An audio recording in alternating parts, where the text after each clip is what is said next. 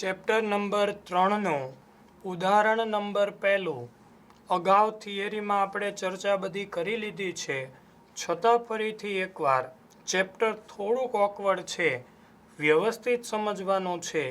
આપણે બે વસ્તુ શીખ્યા: પ્રામાણ્ય વિતરણ, પ્રમાણિત પ્રામાણ્ય વિતરણ. પ્રામાણ્ય વિતરણ એટલે એક્સનું વિતરણ અને પ્રમાણિત પ્રામાણ્ય વિતરણ એટલે ઝેડનું વિતરણ.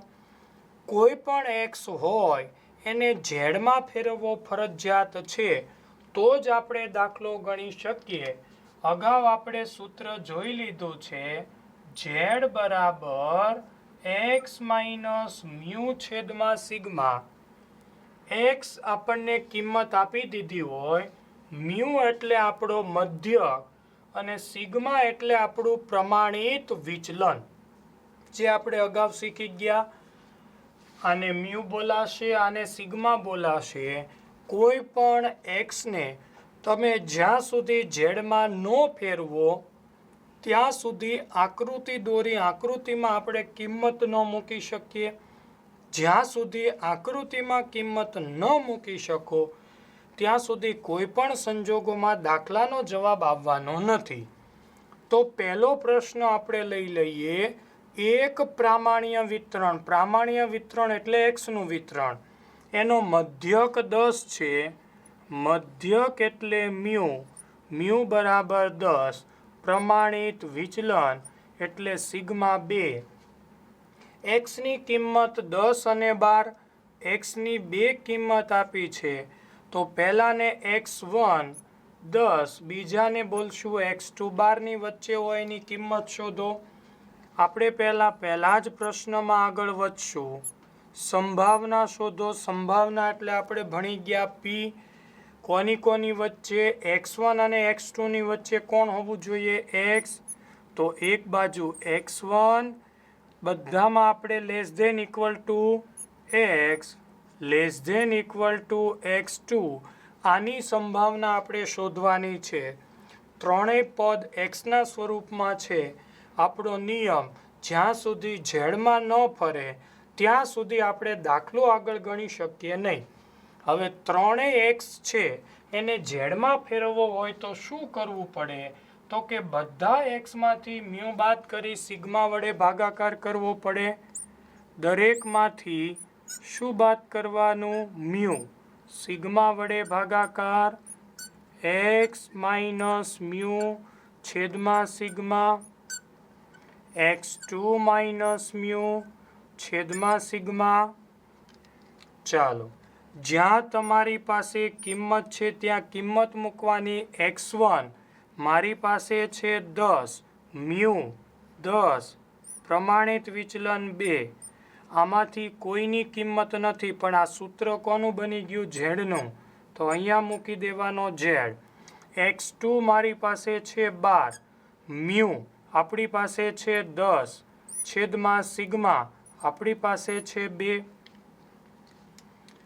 ચાલો, પહેલું અહીંયા થઈ ગયું 0, less than equal to z, less than equal to 1. ક્યાંથી આવ્યા? સરળ છે. 10 માંથી 10 બાદ કર્યા 0. 2 વડે ભાગાકાર કરો, 0 જ રહેવાનું. Less than equal to z, less than equal to 12 માંથી 10 ગયા 2. 2 ભાગ્યા 2 એટલે 1. હવે આપણે આની આકૃતિ દોરી આકૃતિમાં કિંમત મૂકવાની છે. હા, આકૃતિમાં ખાસ ધ્યાન રાખવાનું છે કે શક્ય હોય ત્યાં સુધી તમારે પૂંઠાની આકૃતિ કાપી લેવાની છે. બોર્ડમાં પણ માન્ય છે. આપણે હાથથી દોરશું તો આકૃતિ થોડીક આઘી પાછી થશે. જો તમે વ્યવસ્થિત પૂંઠું કાપી લ્યો તો પ્રશ્ન ઊભો ન થાય. એક નિયમ યાદ રાખવાનો, ક્યારેય એકયના ખૂણા બંનેના છેડા ટચ ન કરવા જોઈએ. જે આપણે ગુણધર્મોમાં ભણી ગયા, બંને છેડા અનંતલક્ષી હોય છે. બરાબર વચ્ચે અહીંયા આવી જશે ઝેડ. ડાબી બાજુ માઇનસ ઇન્ફિનિટી, જમણી બાજુ પ્લસ ઇન્ફિનિટી. ઇન્ફિનિટી એટલે અનંત. ઝેડની કિંમત માઇનસમાં પણ અનંત સુધી જશે, પ્લસમાં પણ અનંત સુધી જશે. એટલે ડાબી બાજુ માઇનસ ઇન્ફિનિટી, જમણી બાજુ પ્લસ ઇન્ફિનિટી. હવે આપણે કિંમત મૂકવાની છે ઝેડ. ઝેડ તો અહીંયા આવી ગયું અને 0 પણ બરાબર વચ્ચે જ હોય તો 0 આવી ગયા. હવે 1 જો પ્લસ હોય તો 0ની જમણી બાજુ પ્લસ મળે, જો માઇનસ હોય તો 0ની ડાબી બાજુ માઇનસ મળે. તો 1 પ્લસ છે એટલે અહીંયા કોઈ પણ જગ્યાએ આપણે લખી નાખવાનું છે 1. અથવા બીજા શબ્દોમાં જો તમે એને સંકેતમાં ફેરવો તો અહીંયા થઈ ગયું Z1, આ Z અને આ થઈ ગયું Z2.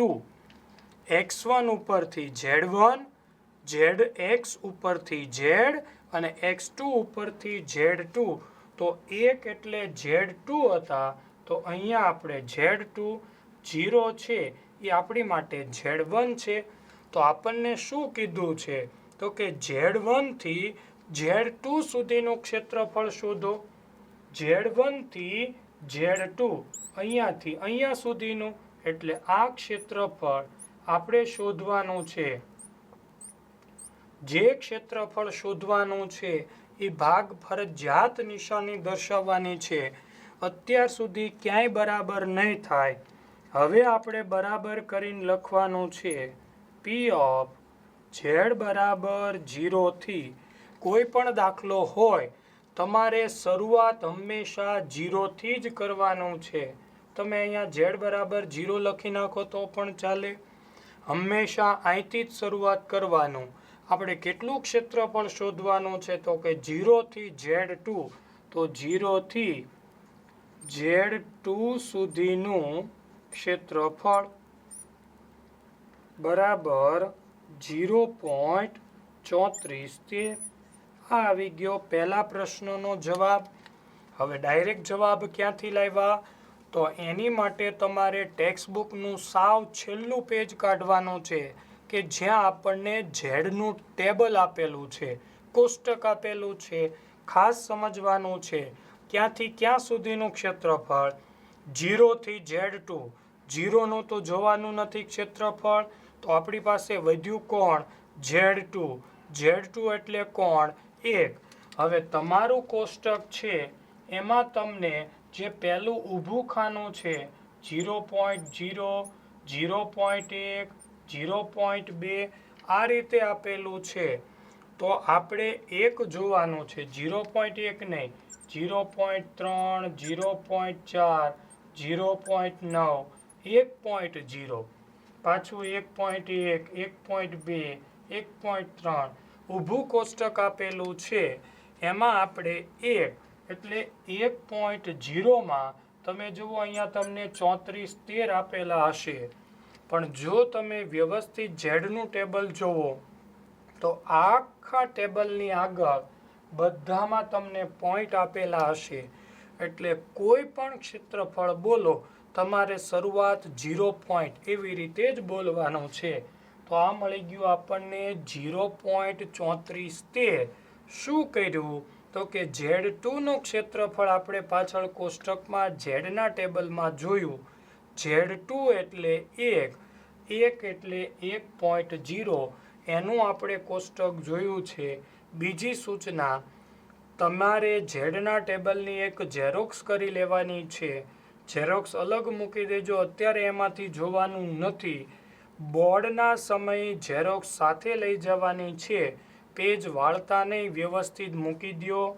જો અત્યારે તમે એમાં કોષ્ટક જોશો તો જ્યાં જ્યાં કોષ્ટક તમે જોશો ત્યાં ત્યાં લીટા કરતા જશો. કદાચ બોર્ડમાં એ માન્ય ન રાખે એટલે આપણે અત્યારથી એક ઝેરોક્સ કરીને મૂકી દેવાની, એટલે કોષ્ટક કોરું રહે, લીટા વગરનું રહે. બોર્ડમાં આપણે ખુલ્લું કોષ્ટક લઈ જવાનું છે, ક્યાંય ખીચામાં મૂકી કે સંતાડી લઈ જવાનું નથી. જો સ્કૂલવાળા સૂચના આપે કે અહીંયાથી કોષ્ટક આપશું તો આપણું કોષ્ટક આપણે બહાર મૂકી દેવાનું. જો ન આપે તો આપણે કોષ્ટક જોવા માટે સરળતા રહે અને ફરજિયાત જરૂર પડશે. એટલે પહેલી વસ્તુ, જ્યારે આપણો દાખલો ગણીએ ત્યારે કોષ્ટક સામે રાખવાનું. કોનું કોષ્ટક કઈ રીતે જોવાનું છે, લોગ ટેબલ જેવું જ છે પણ લોગ કરતાં સરળ છે. એટલે ઝડપથી આપણે સમજી શકાય. તો પહેલો પ્રશ્ન પૂરો થયો. એવો ને એવો હજી આપણી પાસે બીજો પ્રશ્ન છે. પ્રામાણ્ય ચલ એક્સની કિંમત 8 અને 10ની વચ્ચે હોય એની સંભાવના શોધો. તો હવે આપણે એની ગણતરી કરીએ. ચાલો આગળ વધીએ. પ્રશ્ન નંબર 2. પ્રામાણ્ય ચલ એક્સની કિંમત 8 અને 10ની વચ્ચે. તો 8 છે એ આપણી માટે x1 અને 10 છે એ આપણી માટે x2 બનશે. નંબર 2, પી ઓફ એક બાજુ x1 એક બાજુ x2 વચ્ચે x અને નિશાની મૂકવાની છે આપણે લેસ ધેન ઇક્વલ ટુ. હવે ઉદાહરણ પહેલું ભણી ગયા આપણે કે ભાઈ દરેક એક્સને આપણે ઝેડમાં ફેરવવું જ પડે. તો અહીંયા ઝેડમાં ફેરવવા માટે દરેકમાંથી મ્યુ બાદ કરી સિગ્મા વડે ભાગાકાર x માઇનસ મ્યુ છેદમાં સિગ્મા x2 માઇનસ મ્યુ છેદમાં સિગ્મા. જ્યાં કિંમત છે ત્યાં કિંમત મૂકીએ. x1 આપણી પાસે છે 8, મ્યુ 10 અને સિગ્મા છે 2. x માઇનસ મ્યુ છેદમાં સિગ્માનો થઈ જશે આપણી પાસે z less than equal to x2 એટલે 10 માઇનસ મ્યુ એટલે 10 છેદમાં સિગ્મા એટલે 2. ચાલો અહીંયા થઈ જશે આપણી પાસે -1 less than equal to z less than equal to 0. ક્યાંથી આવ્યા? 8માંથી 10 ગયા તો -2 ભાગ્યા 2 એટલે -1. અહીંયા થઈ જશે z1 less than equal to z. આને ધારી લીધું z2. આકૃતિમાં કિંમત મૂકીએ.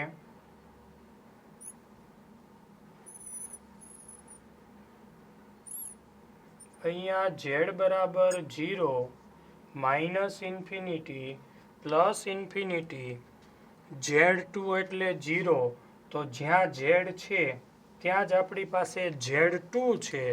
z1 એટલે માઇનસ હોય તો આપણને ખ્યાલ છે ડાબી બાજુ ફિક્સ. ક્યાં ડાબી બાજુ મૂકવું એવો કોઈ નિયમ નથી. માઇનસ હોય તો ડાબી બાજુ કોઈ પણ જગ્યાએ. અહીંયા z1 શું કીધું છે? z1 થી z2 z1 થી z2 એટલે આ ક્ષેત્રફળ આપણે શોધવાનું છે.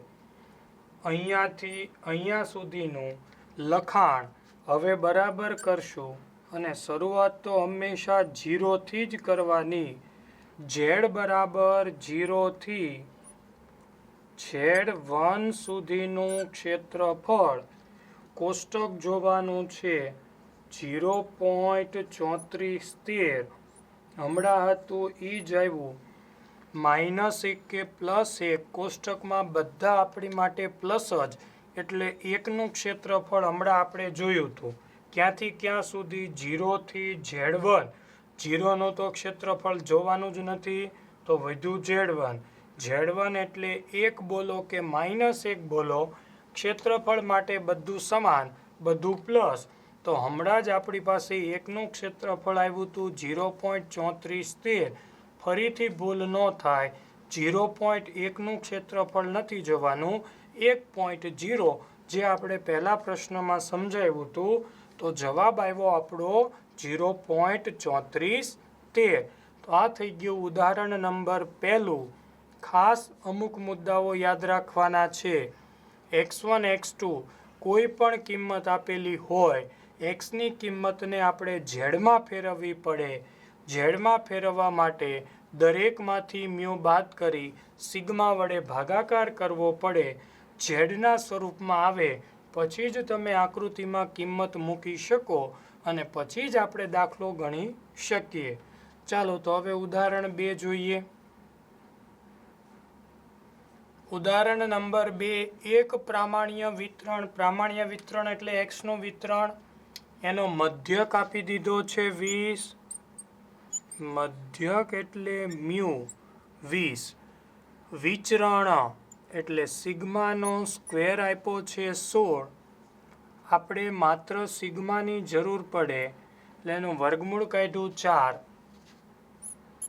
પહેલો સવાલ કીધો છે ચલ એક્સની કિંમત 26 થી ઓછી હોય. બે શબ્દો તમારે યાદ રાખવાના છે ચેપ્ટર માટે. જો ઓછું શબ્દ હોય તો લેસ ધેન ઇક્વલ ટુ, અને વધુ શબ્દ હોય તો નિશાની આવશે ગ્રેટર ધેન ઇક્વલ ટુ.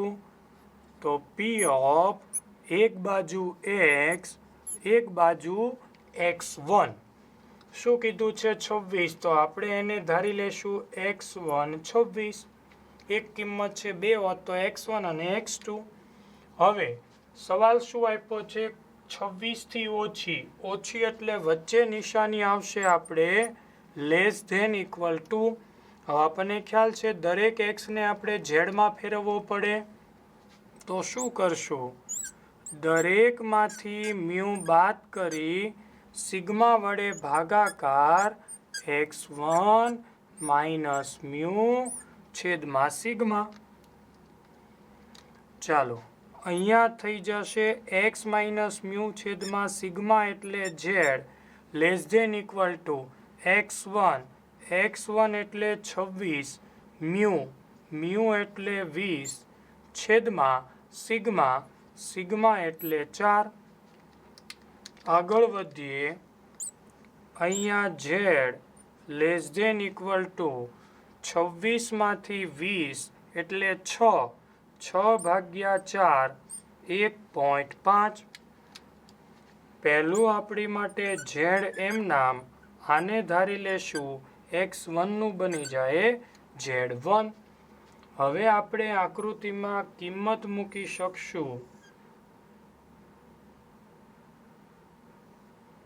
બરાબર વચ્ચે z બરાબર 0, ડાબી બાજુ માઇનસ ઇન્ફિનિટી, જમણી બાજુ પ્લસ ઇન્ફિનિટી. z1 પ્લસ છે એટલે જમણી બાજુ આવી જશે z1. સમજવાનું મહત્વનું હવે છે z1 કરતાં z કેવું, જે બાજુ ભાગ નાનો એ નાનો, z નાનો, z1 બાજુ ભાગ પહોળો છે, z1 મોટો. હવે આપણે શું યાદ રાખવાનું છે, z કેવો નાનો કે મોટો, કોના કરતાં, z1 કરતાં. તો z1 કરતાં z નાનો છે. ખાસ સમજજો, z1 કરતાં એટલે z1 એ ઊભી રહી જવાનું. જો વધુ ક્ષેત્રફળ કે તો હંમેશા જમણી બાજુ ધન હોય, ક્ષેત્રફળ વધતું જાય, ડાબી બાજુ દોડો, ક્ષેત્રફળ ઘટતું જાય. તો z1 કરતાં z નાનો, અહીંયા ઊભા છીએ એનાથી નાનું ક્ષેત્રફળ એટલે ડાબી બાજુ. પણ કેટલી ડાબી બાજુ કોઈ લિમિટ નથી, એટલે ડાબી બાજુનું તમામ ક્ષેત્રફળ, આ બધું ક્ષેત્રફળ આપણને શોધવાનું કીધું છે. જ્યારે બે ભાગ હોય ત્યારે શું કરવાનું, 0 થી z1 અને 0 થી ઇન્ફિનિટી બંનેનો હું ટોટલ કરું તો મને કુલ ક્ષેત્રફળ મળી જાય. હવે હંમેશા યાદ રાખવાનું, જ્યારે ઇન્ફિનિટી આવે ત્યારે 0.5 આવે. z બરાબર 0 થી બંને બાજુનું ક્ષેત્રફળ આખું 0.5, આવું આપણે ગુણધર્મમાં ભણી ગયા. તો હવે અહીંથી આટલું ક્ષેત્રફળ પ્લસ કરીએ, બરાબર કરી z બરાબર 0 થી માઇનસ ઇન્ફિનિટી સુધીનું ક્ષેત્રફળ પ્લસ z બરાબર 0 થી z1 સુધીનું ક્ષેત્રફળ. ઇન્ફિનિટી આવે એટલે હંમેશા મૂકી દેવાનું 0.5 પ્લસ z1 એટલે 1.5. તો પાછળ જવાનું કોષ્ટકમાં 1.5 પહેલા ખાનામાં ગોતવાના અને તરત જ ક્ષેત્રફળ જોવાનું 0.4332 ઉમેરી દઈએ. સરવાળો કરતા 0.5 ને 4 9, 0. જવાબ આવશે 9332. તો આ મળી ગયું આપણને ક્ષેત્રફળ. ફરીથી આકૃતિ સમજી લઈએ. 1.5 પ્લસ એટલે જમણી બાજુ તમે ગમે ત્યાં 1.5 એટલે Z1 મૂકી દો. હવે જોવાનું Z1 કરતાં Z નાનો એટલે ડાબી બાજુનું ક્ષેત્રફળ. ડાબી બાજુનું કેટલું ક્ષેત્રફળ કોઈ લિમિટ નથી એટલે અહીંયા સુધી. તો આટલા ક્ષેત્રફળમાં આટલું પ્લસ કરી દઈએ એટલે આપણને કુલ ક્ષેત્રફળ મળ્યું 0.9332. નંબર 2, ચલ એક્સની કિંમત 14 થી વધુ હોય તો નંબર 2 પી ઓફ એક બાજુ એક્સ. પહેલા સવાલમાં આપણે x1 લીધું હતું એટલે અહીંયા લેવાનું છે x2. શબ્દ આવ્યો વધુ આવે તો નિશાની આવશે ગ્રેટર ધેન ઇક્વલ ટુ. હવે એક્સની કિંમત મૂકી આપણે એને ઝેડમાં ફેરવવાનો છે તો દરેકમાંથી મ્યુ બાદ કરીએ, સિગ્મા વડે ભાગાકાર કરીએ.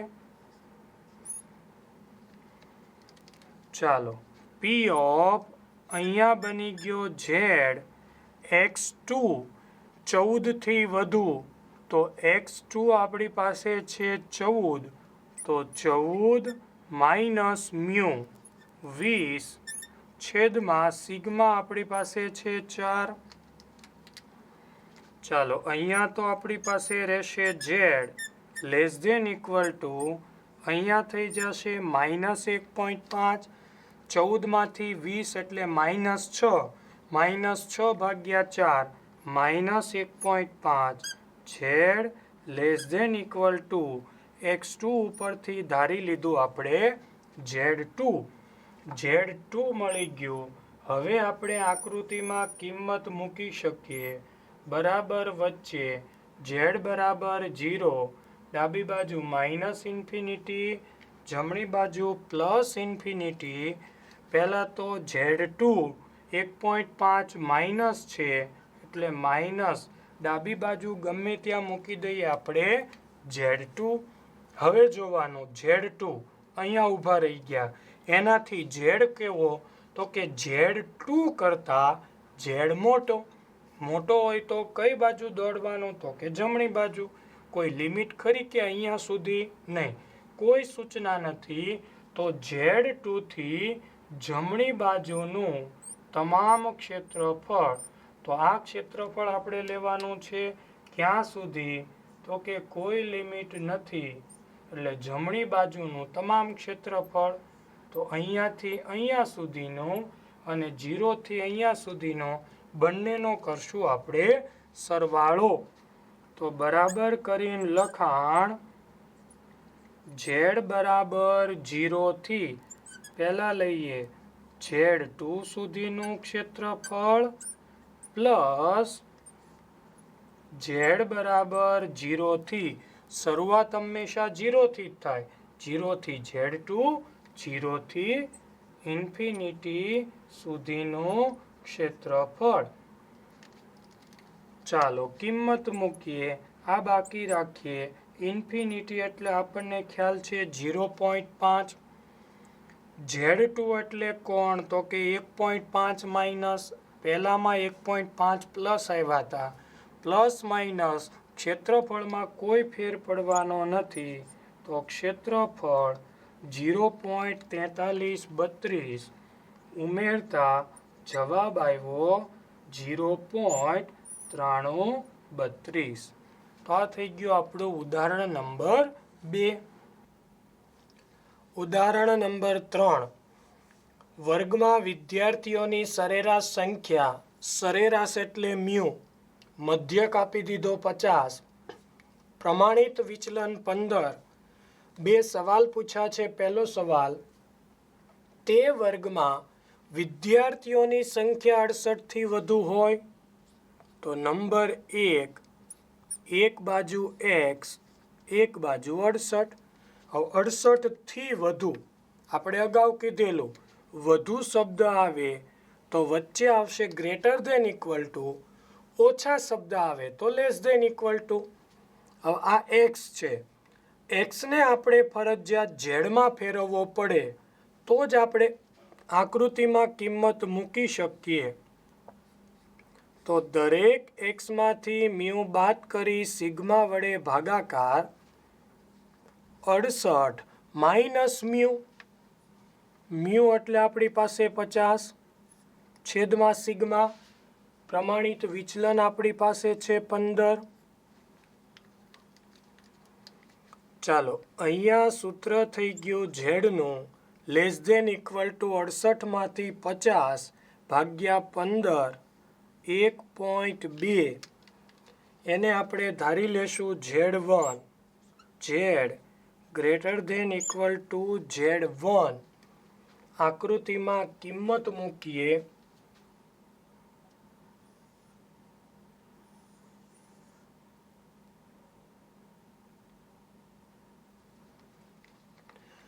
ચાલો બરાબર વચ્ચે લખશું Z બરાબર 0, ડાબી બાજુ માઇનસ ઇન્ફિનિટી, જમણી બાજુ પ્લસ ઇન્ફિનિટી. Z1 પ્લસ છે એટલે જમણી બાજુ લખી નાખીએ Z1. હવે જોવાનું છે Z1 કરતાં Z કેવો મોટો.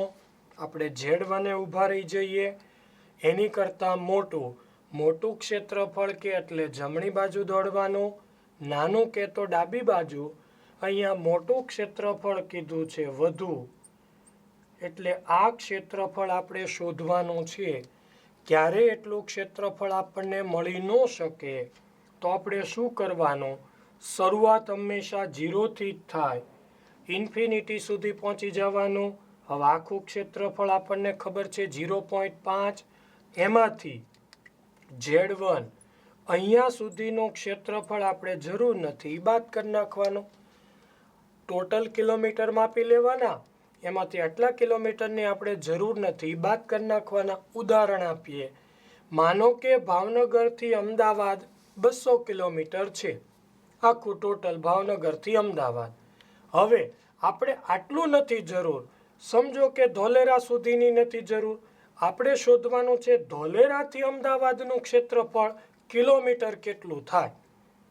તો આખું મને ખબર છે કે ભાઈ 200 કિલોમીટર થાય, આટલું મને ખબર છે કે ભાઈ 70 કિલોમીટર થાય. તો હું ટોટલ 200 કિલોમીટરમાંથી 70 કિલોમીટર બાદ કરી નાખું તો 130 કિલોમીટર વધે. એ ક્યાંથી ક્યાં સુધી હોય, ધોલેરાથી અમદાવાદ સુધી. તો કોપી વસ્તુ ટોટલ ક્ષેત્રફળ મને ખબર છે 0.5. આટલું ક્ષેત્રફળ હું Z1 ઉપરથી મેળવી શકીશ, આટલું હું બાદ કરી નાખું એટલે મારી પાસે બાકીનું ક્ષેત્રફળ વધે. તો આપણું લખાણ બરાબર કરીને P ઓફ Z બરાબર 0 થી ઇન્ફિનિટી સુધીનું ક્ષેત્રફળ માઇનસ Z બરાબર 0 થી Z1 સુધીનું ક્ષેત્રફળ. શરૂઆત તો હંમેશા 0થી જ થાય, 0 થી ઇન્ફિનિટી, 0 થી Z1. તો ઇન્ફિનિટી આવે એટલે આપણને ખ્યાલ છે 0.5. Z1 એટલે 1.2. તો પાછળ કોષ્ટકમાં જવાનું છે. આપણે કોષ્ટકની ઝેરોક્ષ સામે જ રાખવાની છે એટલે આપણને દર વખતે ખ્યાલ આવે.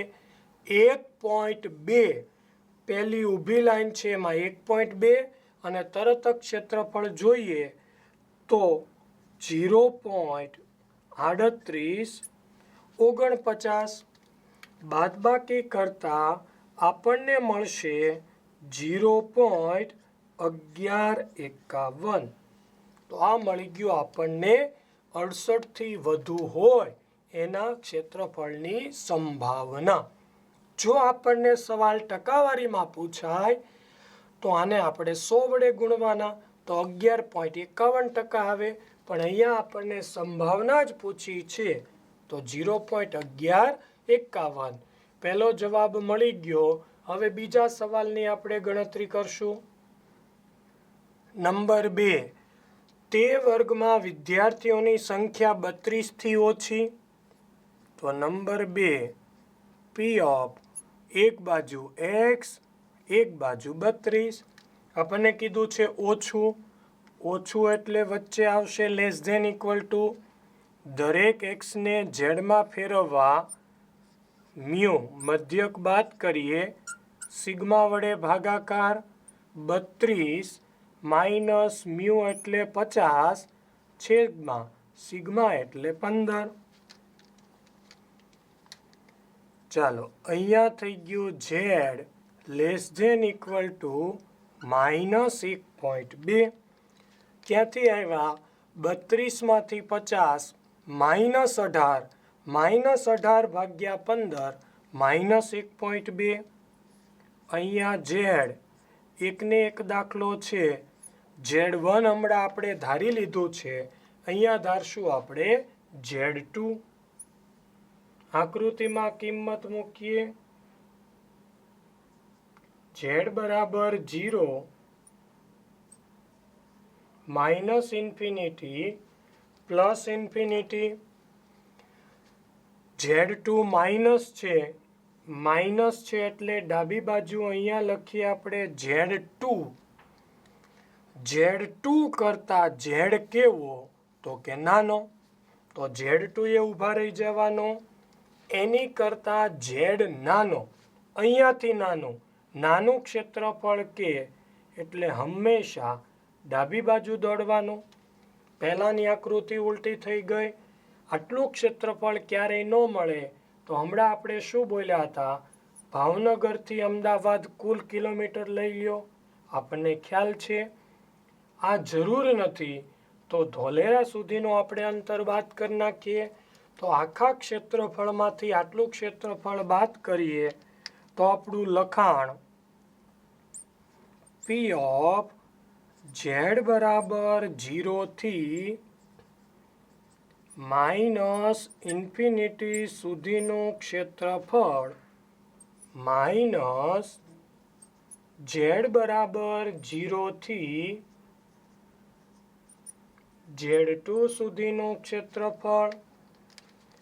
તો કુલ ક્ષેત્રફળ આપણી પાસે છે 0.5 માઇનસ Z2 1.2. હમણાં પહેલા પ્રશ્નમાં જ આપણે જોયું હતું કે 1.2નું ક્ષેત્રફળ થાય 0.3849. પ્લસ માઇનસ આપણે નિશાની ધ્યાનમાં લેતા નથી, તો જવાબ આપણો આવશે 0.1151.